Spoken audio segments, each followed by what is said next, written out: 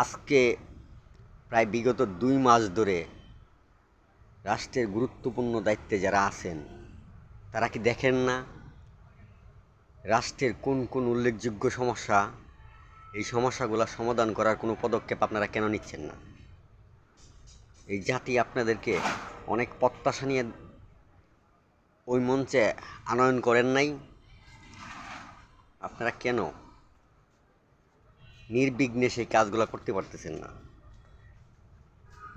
এখনও বিভিন্নভাবে ষড়যন্ত্র সমালোচনা কেন হচ্ছে? আপনি তো নিঃস্বার্থে কাজ করতে আসছেন, আপনাদের দক্ষতা রয়েছে, রাষ্ট্রীয় শক্তি রয়েছে, 18 কোটি জনতার সমর্থন রয়েছে, তারপরেও কেন আপনারা পিছিয়ে যাচ্ছেন? প্রশাসনকে অ্যাক্টিভ কেন করতে পারতেছেন না? যারা কাজে আগ্রহী না তাদেরকে না টেনে নতুনদেরকে নিয়ে ভাবা যায় না? আমরা সাধারণ লোক এখনও প্রতিনিয়ত এই দূষরদের দ্বারাই লাঞ্ছিত অপমানিত হচ্ছি।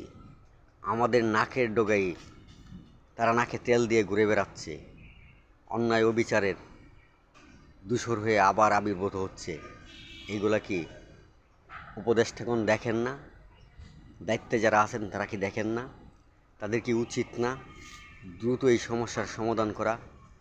জনগণ যখন প্রশ্ন করে যে আজকে কি পরিবর্তন হয়েছে, বরঞ্চ অবনতি হচ্ছে, কেন? এই প্রশ্নের সম্মুখীন কেন সাধারণ জনগণ হবে? আপনারা তো অনেক আশার আলু, আপনারা তো আপনাদের পদক্ষেপগুলো নেবেন, যত সময় নেবেন আশা করি। ধন্যবাদ সবাইকে।